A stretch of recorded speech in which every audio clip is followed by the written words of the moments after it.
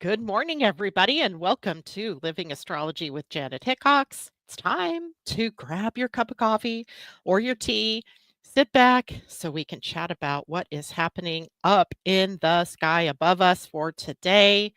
And today, of course, being the one of the last days of 2024, we're going to take a look ahead at what to expect in January of 2025.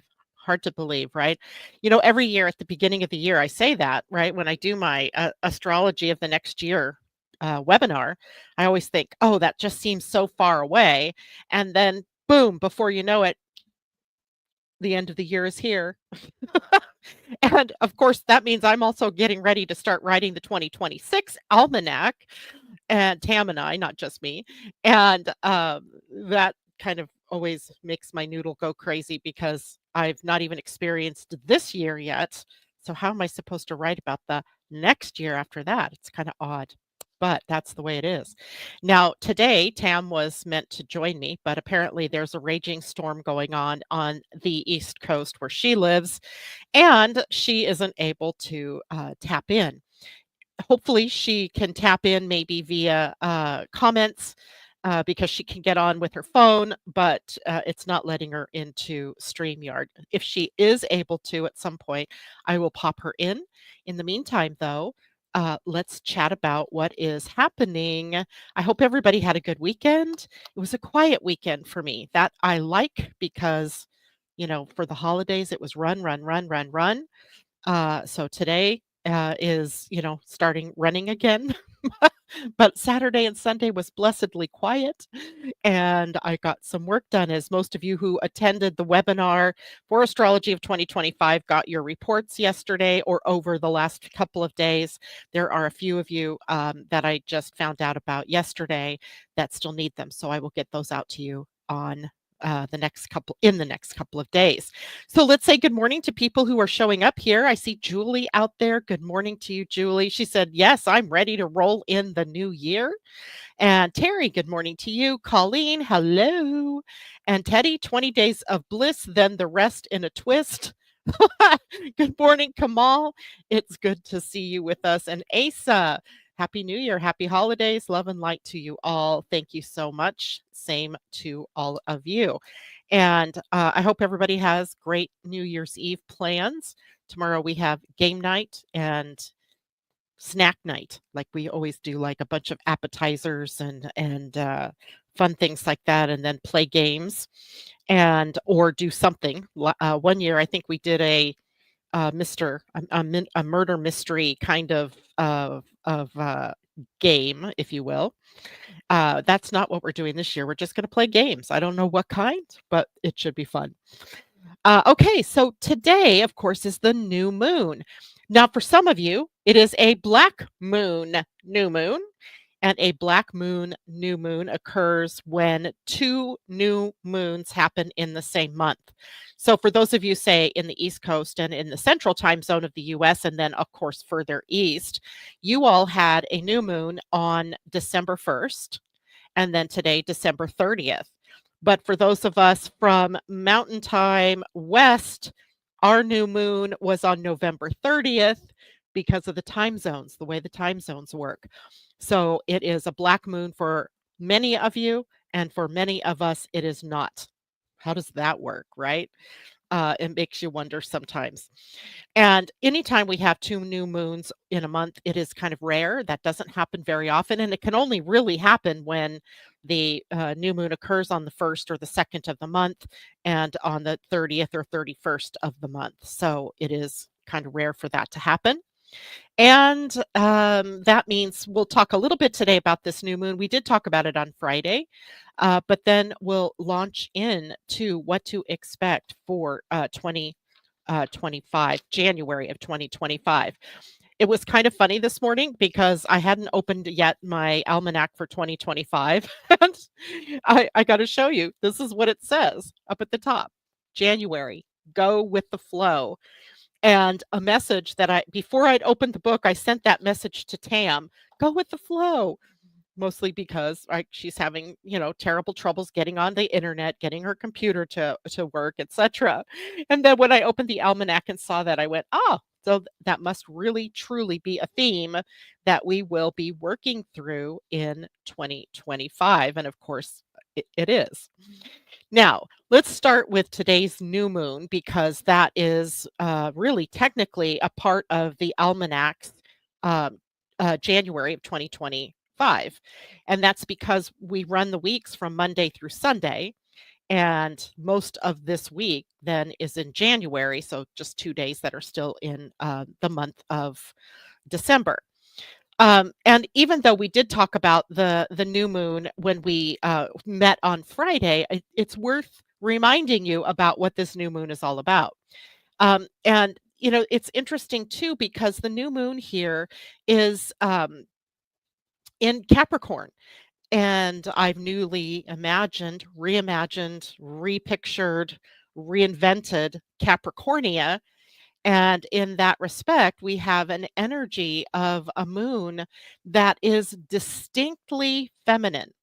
And in a feminine new moon, we have the possibility of bringing up some of the more intuitive and nurturing energies. And if you remember, the Capricornian energy that's reimagined really takes us into legacy and in taking a more nurturing and sustainable view to what is happening in the sign of Capricorn. And remember, Capricornian now is the earth mother of resilience and legacy. And I read you all the myth, so I won't reread that today. But if we're reimagining a myth, it really speaks to the story that we tell ourselves about these different signs, right? The zodiac is literally a system of myths and archetypal energies. And while most myths are, based in truth, they're also partly imagined. But when we talk about the zodiac, we're talking about archetypal energies that impact each of us at given times. So, all of us right now, whether you are a Capricorn or not, you're being impacted by this Capricorn energy, Capricorn being this feminine sign. And when we talk about the traditional Capricorn, we usually are talking about discipline and structure. We're talking about time and legacy and resilience and endurance. But when we talk about Capricornia, we want to add some of this nurturing energy into the mix because as a feminine sign, we are nurturing the legacy, right? We're nurturing the legacy. We're not just, hammering it in. We're not just staying rigid. We're actually looking at what is sustainable and what can we take us into the future, or what can we take with us as we move into the future. And sometimes that's easier to see in retrospect, but also at this moment in time, as we're doing this reimagination, it gives us an opportunity to really look at this divine feminine archetype. And remember, we talked about her as the keeper of life's rhythms. Capricornia is about the mother of time, right? She's the mother of time, the wise mother of time. And rather than that rigid patriarchal enforcer of limitations, right? So the natural ebb and flow of life is embodied within the sign of Capricorn. And she would embody this acceptance of this time, this season of growth and decay and renewal, right? That whole season that takes us from death through rebirth, teaching us that all stages of life are sacred. And her role as wise mother of time would help us to honor rather than limit ourselves in those roles. I need to check back here at StreamYard to see if nope, she hasn't made it back in.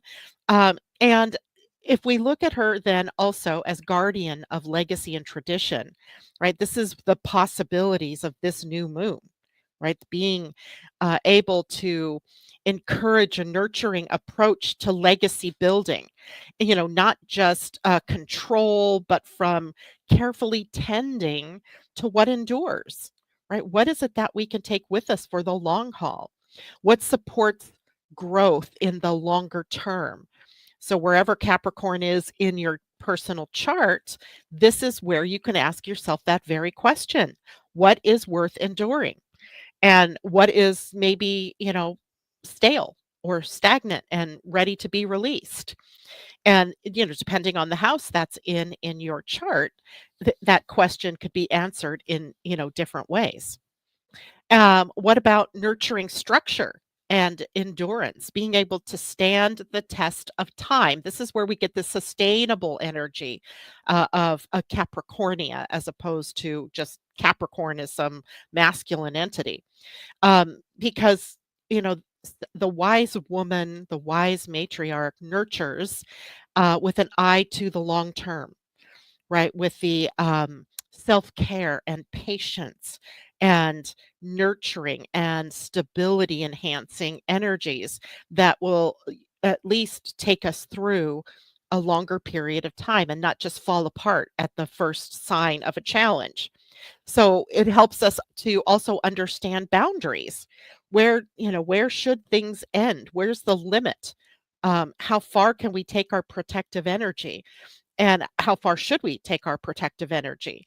And embedded in that very question, is the energy of self reliance. And that seems to be a theme that's coming up for a lot of us, for the whole of the world, actually, during this period of time. And of course, then the womb of potential and renewal. Remember the new photo of Capricornia. She's holding the scythe, so she's still holding this ability to cut out what no longer works, and she still holds the ability to of death and of life, ending. But she also holds the vessel of light that holds all the potential for what new things can come in the ending. Right. So it feels more natural and rhythmic than it feels like, devastating and challenging. And she's the mother of inner authority. So, again, wherever Capricorn is in your natal chart is where you're looking for your particular brand of authority. And it engenders self respect and encourages us to embody the power that we have from within ourselves, not looking outside of ourselves for power, but looking from within for power. And of course, her presence is calm, is grounded, and deeply wise. And she embodies patience and quiet authority that only time can grant. So there's still that time there.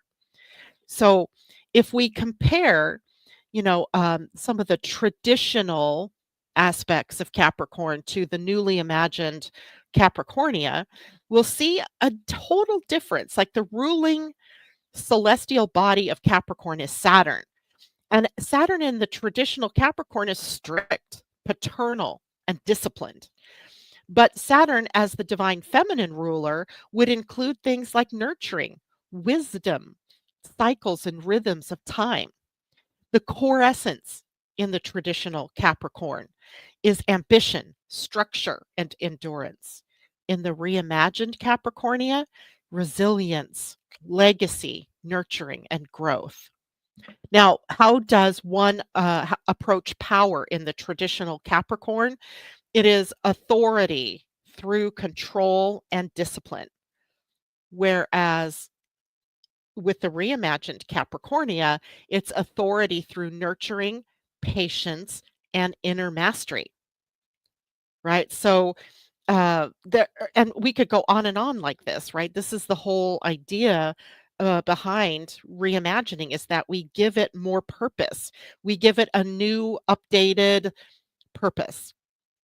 And it doesn't matter if you're a man or a woman because we're not talking necessarily about, the sex part of this. We're talking about the bigger energy behind this, right? So take a look at your chart and see where Capricorn is. If this is the chart of this new moon. And oops, paper. Here it is right here, Capricorn. and the moon and the sun in a conjunction at 9 degrees 44 minutes of Capricorn. And in that particular spot, it's the seventh house, or in this chart, if this chart were a person, it would be the seventh house. So this would be the house about relationships, in marriage in particular, and business partnerships, and also any contracts and agreements that have been, constructed in your life. So this would be an invitation to reevaluate those things. Have they been built on fairness? Have they been built on nurturing and patience and endurance and perseverance? Or are they just flaky? Or are they too rigid? Right? So, taking a look in your own chart, find the house that it's in, and that's the area of life where you are reevaluating, if you will, Capricorn into Capricornia. So, lots of potential here, right? Now, this is also an interesting new moon because it is embodying a Jupiter square Saturn and also Mars opposing Pluto. Now, none of that has anything to do with Capricorn. Jupiter is in Gemini, Saturn is in Pisces. The square has been with us for a while, and it has been exact now twice, once on August 19th, once on December 24th, and will be exact again on June 15th of 2025. But the idea here is there's this tension between the growth element, Jupiter, and the limiting element, Saturn. And that tension comes up in our lives through long-standing issues that we have been experiencing. So, for example, if it's been marital issues, if it's been financial issues, if it's been health issues, the tension is there in these two planets in your life right now for you to find a solution to, right? It is also the things that can reach a breaking point. And this is both, personal, but also in the outer world. And it requires us to have patience. So, embedded in this new moon today is this need for patience, right? And bringing it all together. Mars opposing Pluto. We've talked about this many times too. There's a bit of extremism here. And we see it in our own lives, but we also see it in the outer world where there's this conflict that's going on between desire, what we want, and what we want to see and where we want to go, but also the actions that we take. They seem to be going in opposite directions. It's an opposition after all, right? And then this Mars opposing Pluto garners some resistance from others.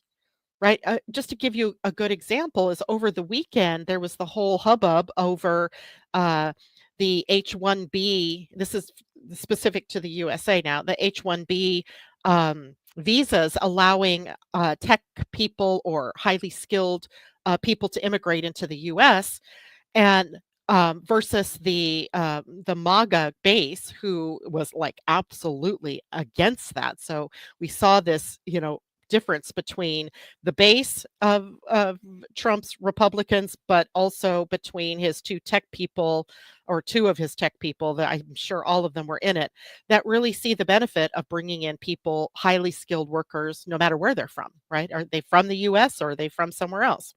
So we'll see more and more of this kind of resistance because Mars and Pluto are in this opposition for the next several weeks. And will probably, it forces us to find a solution. What is the solution to the problem? And likely, even because it's Aquarius that Pluto is in, finding solutions that we hadn't thought of before, right? Innovative solutions. So this moon holds a lot of bang and also a lot of huff and plup and puff, right? Stuff that's coming up that just, feels so big. But remember, Mars is in retrograde. And so it's bringing things up from the past. It's bringing things up that have yet to find a solution, and forcing us to reimagine, forcing us to do something different. And we cannot solve problems from the same level in which they were created. And we have to elevate then, right? So this is an invitation for everybody to elevate, even though these are tension-filled things within this new moon. It does ask us to be different, right? Be different. Dare to be different, right? So Hopefully everybody gets that. Let me go back. I see some people popping in here. Pauline, it is so good to have you join us this morning. Tamara, good morning to you. Neptune still retrograde. Any other planets? Yes, we have Eris is retrograde. We have Mars in retrograde. We have Jupiter in retrograde. We have Uranus in retrograde. That's all going to change as we go into January, but we'll still have Mars retrograde. We only have a slight window this year of no retrograde planets. I think it comes at end of February into early March before Mercury is the first one to go retrograde in 2025, as usual. But we'll have a little bit of time. Let's see. Gayla, happy 2025. Nice to see you, Gayla. And Pam Z, good morning, everyone. Here comes the new year. Jason's Automotive says, good morning. I haven't received my chart yet for 2025. Got the last one you sent. Jason, I sent out Jason, did you attend the webinar? Because it was an invitation that was sent out to everybody who purchased the webinar. But you can also purchase it separate if that's what you want. Christine, Capricorn, Mars, 9th house, elevating your whole perspective, Christine, like seeing things from some higher perspective, maybe a cosmic perspective even. I would love that for you. Tina, good morning to you. Christine, those tech workers work for far less pay. Blah, blah, blah. Yep, there's going to be a whole bunch of that kind of stuff that comes up that will have to be looked at with new eyes, right? New eyes with new solutions. Thank you, Tamara. Remind everybody, please hit the thumbs up button if you are on Facebook. If you are on, no, like, thumbs up if you're on YouTube and share, right? J-Lo says, I need to get a calendar. It's been such a busy month. Okay, I'll make sure that link goes out to everybody. Now, let's switch over to January. So unless anybody has questions about the new moon, the craziness that is this new moon, notice how people passed away this weekend, right? Jimmy Carter, bless his soul, right? He's 100 years old, the oldest living president, and he passed away. A couple of other important like people that we know. Linda Lavin, she's the only other one I could think of right off the top of my head, who was Alice in the sitcom Alice. And people pick these times as gateways, right? They're gateways to the other side. And it's always amazing to watch that happen during these periods of time. All right, you guys. So now I am Tam and I, even though Tam isn't here today, she's here in spirit. We're looking at doing the January shows a little bit differently. So you're going to benefit from that this morning as I'm sharing with you now a calendar that is hopefully that you all can see fully. I can't see it fully on this screen. There we go. So every month now, we're going to do this because we find ourselves with so many things that are going on for a month that we don't get through it all, right? So then, some of the things that happen at the end of the month get short shrift. So I put this calendar together yesterday, and I'm going to make it available to all of you. In fact, I actually have a link for it, but for whatever reason this morning, when I clicked on the link, it went nowhere. So I have to check that link and see what I did wrong. But I will make it available. And you can use this in conjunction with your energy almanac if you were someone who got the almanac, or you can keep it for your personal use throughout the month. But it's really kind of a reminder of the big things, the big things. There's a whole lot of things I could put on every damn day, but the big things, right, that are occurring for each month. Now, when we start into January, we start here on Wednesday, January 1st. It's a fairly quiet day. We go into the 2nd, and we have Venus, planet of love and relationship, values, and how we measure our self-worth and our finances. And she moves into the sign of Pisces. And I think here is where we get this idea of go with the flow. Pisces is a water sign. Venus moving into Pisces is, in a way, reinstituting a flow. But I would also watch for things like lots of water, right? Lots of rain, perhaps rain events like floods, things like that, if we're looking at the bigger picture, because this can be a very watery time with Venus. Now, she also represents your finances. So, does that mean that there is enhanced financial flow, right? Do your relationships tend to smooth out and work better during this period of time that Venus is in Pisces? She actually, does quite well in Pisces. It is a sign that she is exalted in terms of she loves this sign. She does her best work in this sign. So, for the several weeks that she is going to be in the sign of Pisces, it's a good time for all of us. So, be expecting that. And Venus, so find the Piscean area of your chart. So if the new moon chart was a person, Pisces would be on the ninth house. So I would expect this to be impactful in terms of raising one's awareness of cosmic energies, of seeing the higher picture, the bigger picture, like the forest instead of only the trees. But it can also have an over optimistic flair to it.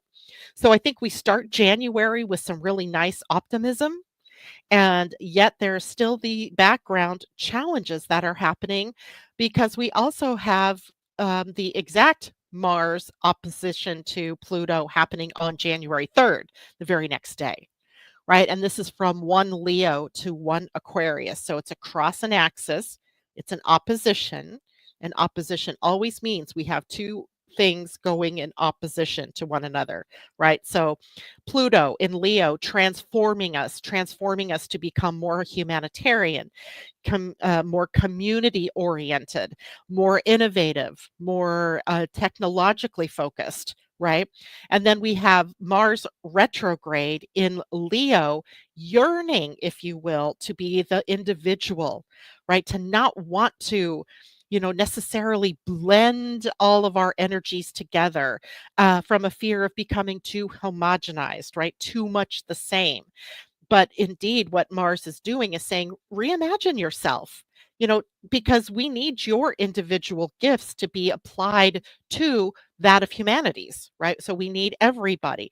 The tapestry has a hole in it if you don't do that, right? So this tapestry that we call Earth, this, this, you know, mass potential that lives on this planet is not being done service if we're only worried about being an individual, right? The individual has to apply to the group. But the nature of Mars and Pluto both are kind of explosive. And I feel like this is like a place of growing pains that we will see for the time being. And remember, Mars is about to retrograde back into Cancer. And he does that just a few days later, by the way. And so that will ease off somewhat. But then in February, when Mars turns back to forward motion, it's going to move us back to another Mars Pluto opposition, but at a time that is far more dangerous in terms of where all the planets will be at that time.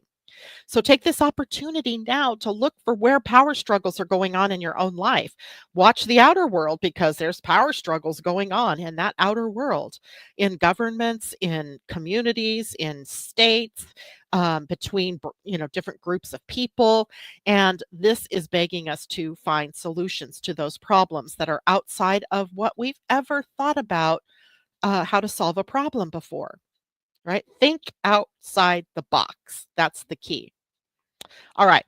Then when we get to the 6th, we have Mars retrograding back to Cancer. So he'll be at 29 Cancer that day. Cancer is a nurturing sign. It's a sign of home and family and tradition. It's kind of nostalgic. So Mars in reimagination form, because he's retrograde, might be having us think back to, when did we feel, comfortable? When did we feel nourished and nurtured? And how do we want to bring that back? It makes us all feel more compassionate, maybe, right? Where we can have more empathy for others in our lives or in the world. So Mars will be back in Cancer from the 6th through until February, when the retrograde takes us back, or when he moves forward, excuse me, and he'll move us, forward back into Leo, and that's likely not going to be until March. So not anytime soon. So for the time being, be thinking about where's Cancer in your chart, because that is the reimagination piece for, from January 6th on. And in this chart, which this is the new moon chart I'm looking at, Cancer is sitting on the first house. So this would be a reimagination of the self, right? So if you're someone with a Cancer rising, then you are in the midst of a reimagining of the actions that you take, of how you're seen in the world, and how do you want to become more nurturing, more giving, perhaps. Lots of really good energy that can be brought up, just no real big action steps forward as Mars is still in retrograde. All right, when we get to the 8th, Wednesday, the 8th, Mercury moves into Capricorn. And Mercury in Capricorn, or Capricornia, because we're rewriting this, remember, reimagining this. And now Mercury, the speaking piece, right? He is the communicator, he is the messenger. His messages become more about nurturing legacy, about what do we leave for our, what do we leave for our families? What do we leave for for posterity, right? How do we leave the earth? How do we nurture? Capricorn is, or Capricornia is, a much more nurturing sign. So is it possible that we begin communicating about, what is it that we see that needs to be nurtured, right? This is energy that can be very much rigid, so we need to address perhaps our rigid thinking patterns, the places that we've gotten stuck, where we're stagnant. It's like that word is coming up a little bit more frequently, right? In this context. So again, looking to where Capricorn is in your own chart, because the sun is still in Capricorn at that point in time. Pallas Athena is also in Capricorn, and she's the spiritual warrior goddess that is using both wisdom and might to create her path forward in the world. So we're all invited to do that as well. Perhaps what messages might be coming up for you about that. And conversation. Mercury is the planet of conversation. So conversations may include, how do we upset the structures, right? What structures need to come crashing down? What structures need to be strengthened? Which new structures need to be put in place? So a lot of conversation around that type of thing. Um, After that, we go to the 11th. And the 11th is the day that the nodes make their shift out of the Aries and Libra axis into the Virgo Pisces axis. And this means, because the nodes are shifting backwards, right? They're always retrograding, if you will, in a chart. So Aries and Libra yields to a north node in Pisces and the south node in Virgo. I kind of wrote that backwards there. It should be Pisces-Virgo. And that's because they are moving clockwise through the chart as opposed to counterclockwise, which is normal for an astrology chart anyway. So the nodes shift backwards, taking us into Pisces-Virgo territory. Now, Pisces will be the north node, hence the destiny that we're reaching for, right? It becomes our destination. And Virgo then becomes the supply of the experiences that we've had that support our moving toward the new, right? So Virgo and analytics, critical thinking, practicality, originality, organization. That all is in the past. Perfectionism, all that is past experiences that need to be applied to spiritual pursuits from the Pisces North Node.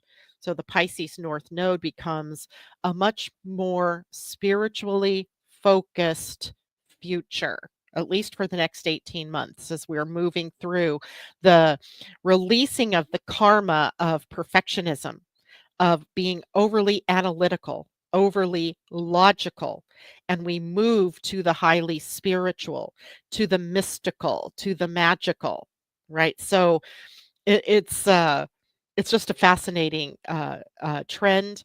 Many of you that are listening to me today probably have a Pisces North node or a Pisces South node. So this is, involving your own personal destiny. And even if you don't have that as your destiny, you are you're still going to be impacted by it because this axis is activated for everybody, and including the next series of eclipses. They are always following the nodes. And if the nodes move into Pisces Virgo, then the next eclipses are going to be along Pisces Virgo. So here's where we experience the biggest changes, right? The biggest events will happen in that axis, right? The big game changing energy becomes that of becoming more spiritual and less logical, or at the very least, because they're in opposition, we have to find the medium, right? So we have to be able to use a logic appropriately, and also seeing ourselves as divine beings so that we are also spiritually oriented during this period of time. It's a big, huge set of lessons for us all.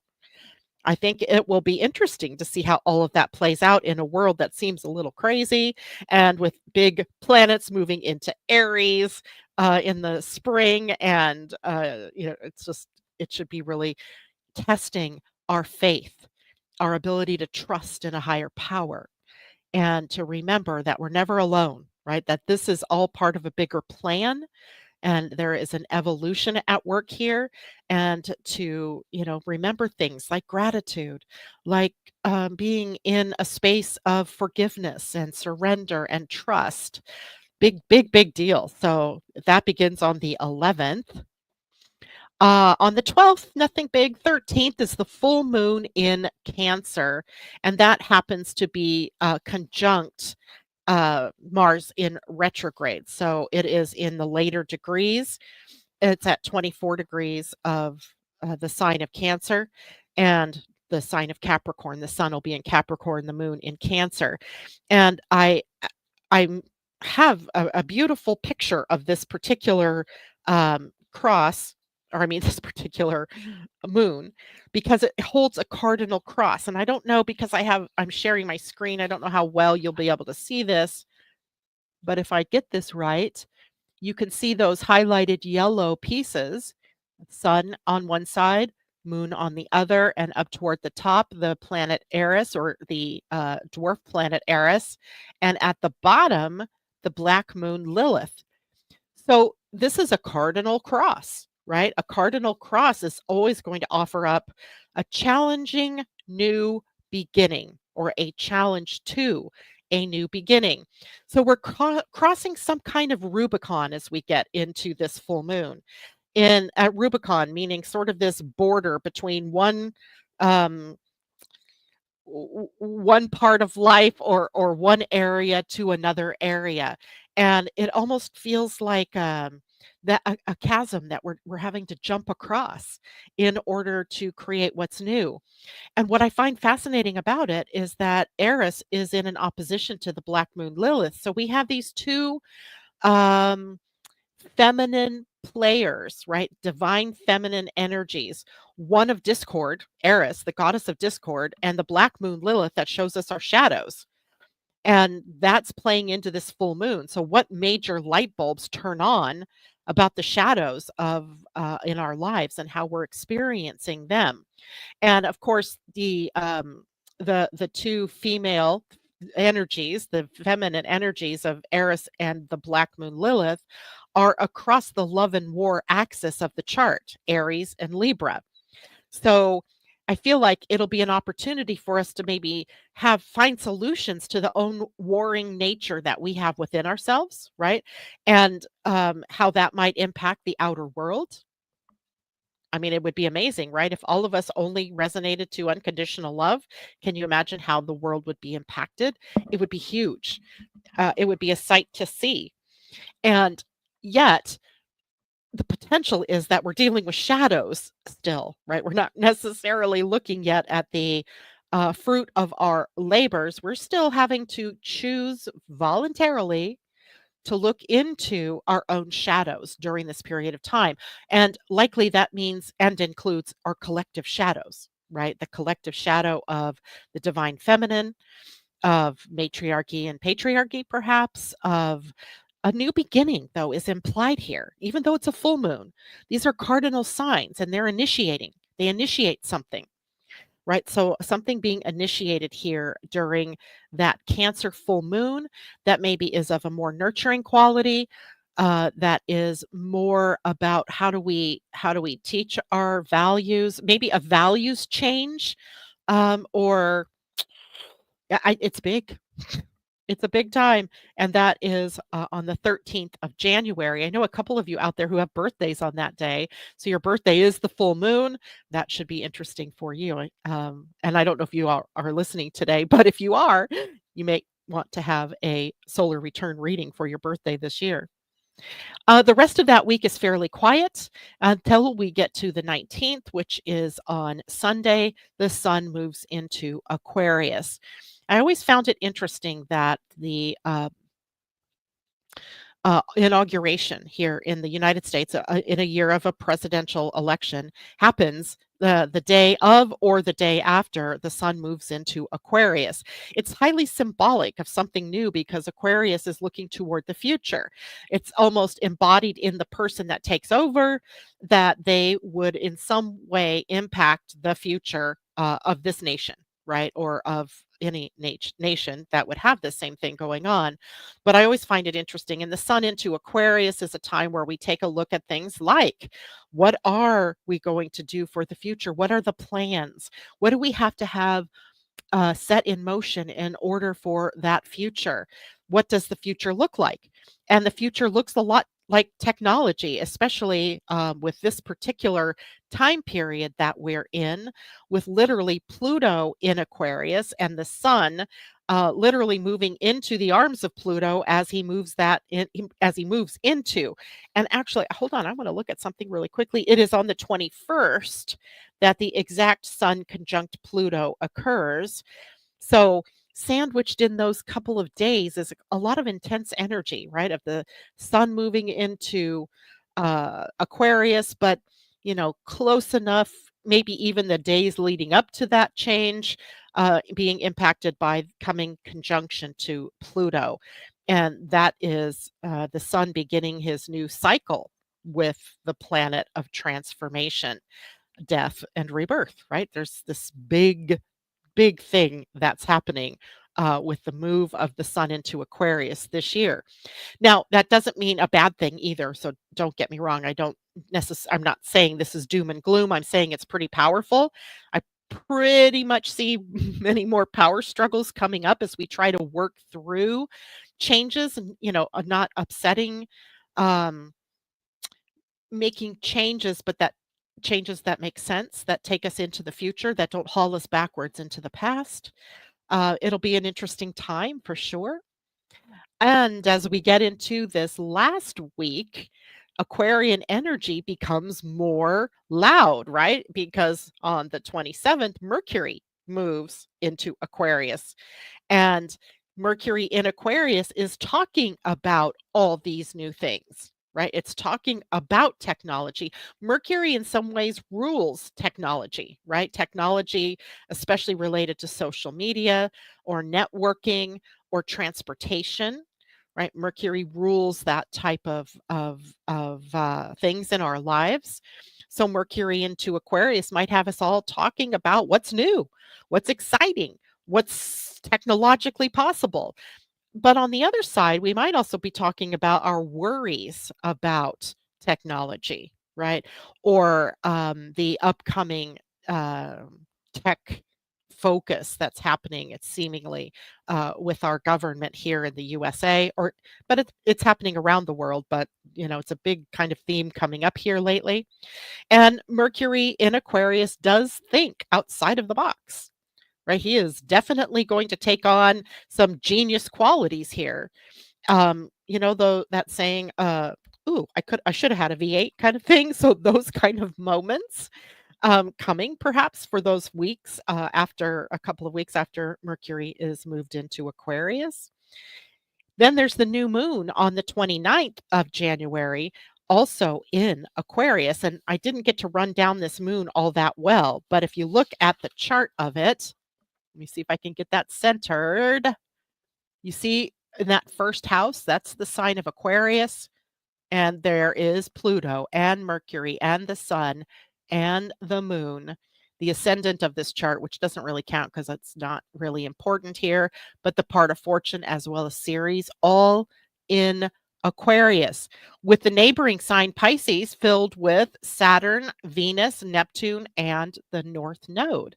So those two houses of Aquarius and Pisces with that new moon at the end of the month are jam-packed. That's what we call stellium energy, right? So there's a lot going on in a very small part of your chart. So whatever houses that you carry Aquarius and Pisces in, this is where this main energy is going to pop up during that new moon. And it could be very exciting, but it can also be this drumbeat that seems to be repeating itself, right? Repeating and repeating.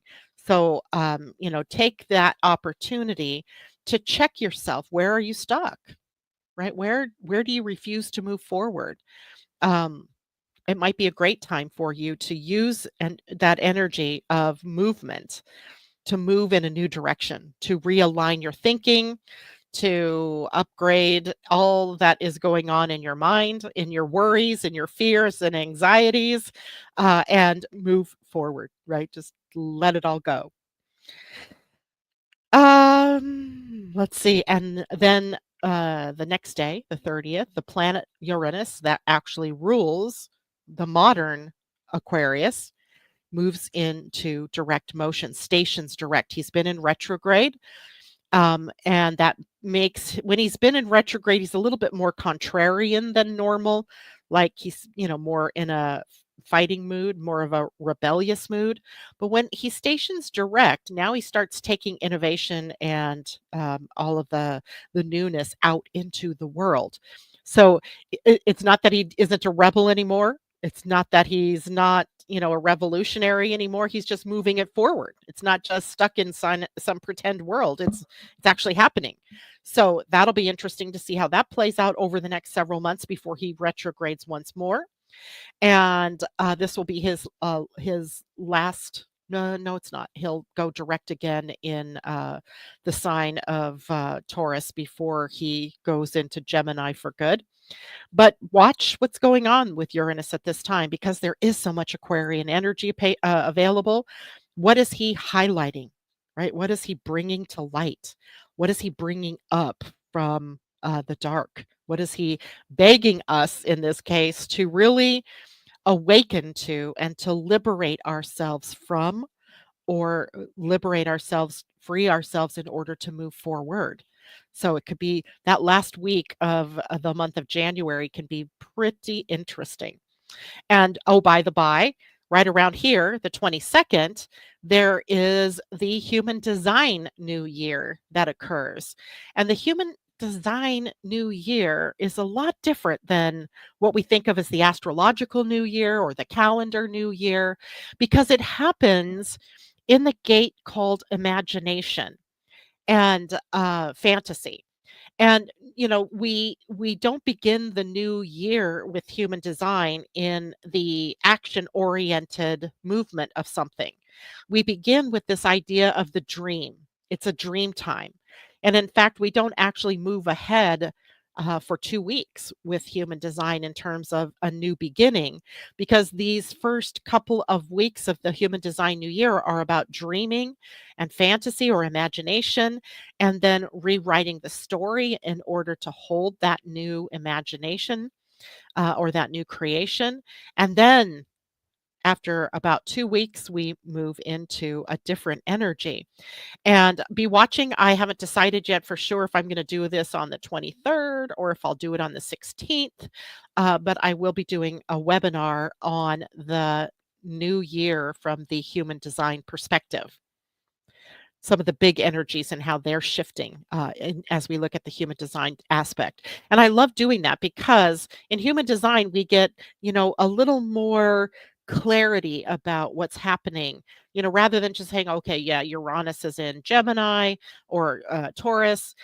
We get little pieces of what does that mean that, can make focus a little bit easier for us over the course of time. So I'm going to stop sharing my screen and see how everybody is doing over here. Pam's going off the deep end, but won't be looking at the shadows up to the changing of the cross in 2027. And J-Lo, a lunar return on the 19th of January. Yikes, you guys are all getting to it. Um, and Leilani, good morning to you. And J-Lo, Janet, would you say with the nodal axis, it happens to activate those houses for us more? Yes, absolutely. Absolutely. And if we have planets there, could that be something to keep an eye on? And yes, absolutely. So, for example, I have my moon and Pluto both in early degrees of the sign Virgo. So as we get further into this transit, I'm going to be watching to see how that impacts my third house. In the ninth house, I mean, in the yeah, in holy cow, I am going to be hit too by Pisces. I have a Pisces Chiron, but it'll be several years out. I think a year probably before I start to feel it. But if you have planets in the later degrees of Virgo or Pisces, because remember, they back into a sign. So they come in through the 29th door, 29th gateway, the 29th degree, and move to the first to zero, right? So um, if you have late degree planets, yes, you're going to get hit by the change of the nodes and sooner rather than later. Okay, so I have one last thing that I want to share with you today, and I darn it don't have the book sitting here with me, but I might have mentioned this, so forgive me if I've mentioned it, but um, I was watching a video on World Astrology Report. He's one of my favorite. Well, I find him quite negative actually, but I like the information and the way he shares it, so I go along with that. Um, and he had a guest on the last video that he put out, whose name is Rosie Finn, and she wrote a book called Persephone's Journey or Persephone's. Hold on, I got to look this up for you. Persephone's something, Rosie Finn, and Persephone's Revolution, and it's all about Pluto and how Pluto Pluto over time. I mean, literally, she goes way back in history, like 1800 years before Common Era, so before Christ. And she has some very convincing evidence about how Pluto is impacting our world when he goes out of bounds. And that out of bounds Pluto means that he is any planet that goes beyond 23.44 degrees is considered out of bounds. And in declination, not it's declination, not degrees of the sign, but it usually is declination that is telling us how that planet is going to play. Is it going to play nice or is it going to play dirty? Right? So Pluto is going to be out of bounds from September several times, like between now, 2025 and 2035. And that he'll be in his southern declination. And the southern declination is a time of reform. So the exact out of bounds for 2025 will be September 11th, 2025 until November 9th, 2025. That will be our first experience of Pluto in extreme out of bounds territory. And this is going to be a common theme that happens for us from 2025 to 2035. So for the next 10 years. After that, now this has been a regular drumbeat over the course of history, right? Where he goes into these times of extremism. Sometimes it's north of the declination, which is a revolutionary time. It's a power grabbing time. And then he'll go into neutral, and then he'll go into the southern reform. But what happens after 2035 is he doesn't for 3,000 years go either north or south into extreme declination, or doesn't go out of bounds. So my takeaway, this is my takeaway, is that we're headed for something really, really good. We just have 10 years now between this time and what is that going to look like? Now, certainly it doesn't mean that overnight in 2035 everything is going to be different, although it may be because things are changing throughout the whole of these 10 years. But no matter how crazy, unhinged, upside down it looks in our world, once we get beyond 2035, Pluto no longer does that, at least not for the foreseeable future, 3,000 years into the future. So we have something really positive to expect, to look forward to, even if it looks not so positive, right? Even if it kills us to see certain things happening. We are there's an evolutionary pulse here that is pushing us. That is also giving us this extended period of time after 2035 to live out and create maybe what could be the golden age that, people have been talking about for centuries, right? The next golden age. And one of the things that can happen with Pluto not going to those extremes is the idea of war and fighting and revolution dies down, right? It doesn't mean that we all, become peacemongers, although why not, right? Why not have that be the outcome of that particular energies? So while during these next 10 years, and I fully expect I'll be on air talking to you all for at least that period of time, um, we may see some real tragedies. We may see some real upsetting things, but all to a purpose, right? There is something better that's coming. It gives me hope. It makes me feel optimistic that even though some of the weirdest things in the world could happen over the next 10 years, that it's moving us in this right direction. I have faith in that. And I think having Pisces as the North Node from January 11th to 18 months from that point in time helps us to see that even though there may be some crazy making things going on, and not just here in the USA, but all around the world, including, I believe, disclosure, which when I say that, I mean like the disclosure of UFOs or UAPs or whatever in the heck the government wants to call them these days, of life on other planets more than what we've been told. I think it is literally leading us to a golden age. And I just have to have that faith. And I want you all to have that too, right? It's not it's not maybe happening the way that I would have wanted it to happen, but nobody asked me, right? So it might not be happening in the right timing that I wanted, but it's the universe's right timing that matters. So peace on earth. I love that, Tina. I think it's coming. I feel it coming. I don't feel like it's happening tomorrow. But again, we are the co-creators of this reality.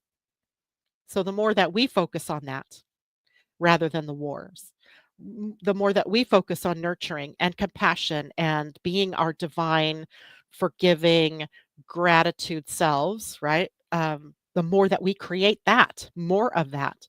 And I just kind of feel like maybe it's more people getting on board with that. We need, that extra bunch of people to come in and resonate to that same energy for us, right? So keep that in mind. When you're at your lowest, reach out to people that can help you come back to your, you know, middle ground, right? To your happy place or to your peace place, right? Because that's what we are doing, right? We are creating the peace. We are coming to the point where we, the people who are being empowered with the Aquarian age, have had enough, right? We want our peace. We want prosperity for all, not just the rich. We want prosperity for all. So it's coming. It's coming. Okay. So Colleen, going through my second Saturn return in Pisces, late degree Saturn, which kisses my moon in the eighth house. I really don't need this node change. You don't need it, but apparently it's going to happen. So it might be time to take a look at your chart and see what's up. J-Lo, I have a 0 degrees and midheaven in Pisces and an IC in Virgo. Should I look into possibilities, then gradually get closer as it gets to 0? Right, you have 18 months before that is going to close in.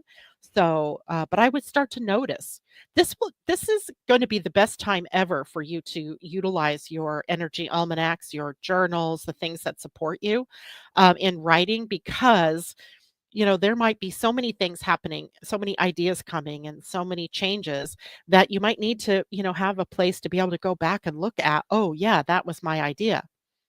Colleen says, I'm a Virgo sun too. Change is good, right? Uh-huh, it is. And J-Lo, oh, can we chat when you have time? I think I found a gift through my chart for the collective, possibly a little advanced, but worth planting seeds. Our community knows their charts. Yes, we can. Tina, we create it. Yes, indeed. Now, I want to, in closing here this morning, here is the Energy Almanac for 2025. And January, I already showed you guys it said, go with the flow, right? But I wanted to show you something interesting in this year's almanac. And I think we did talk about it before, but let's look at this. Here is a blank calendar. So it's a month at a glance. And you can go in and you can write, for example, when I post this calendar for all of you that I showed today on the show, you can go into your calendar here and put that in. You could say, okay, nodes shift to Virgo Pisces on the 11th, which happens to be right here, Saturday the 11th, right here. And you can then put what house it's in your chart, right? Or what planets that you have that might be hit there. So this becomes very interactive for you personally in uh, every month, right? It gives you that month at a glance. And then I also love this, right? You can do oracle readings, card readings, right? Oracle play, and give yourself an idea of, what your intuitive self is telling you about the month ahead. So fun stuff, right? All right, that is it for me. Tam, if you get to listen to this later, we missed you. And for all of you, please have a happy new year. Make it a good one. Remember, peace, love, and joy is yours to create. See you all next year. Bye for now.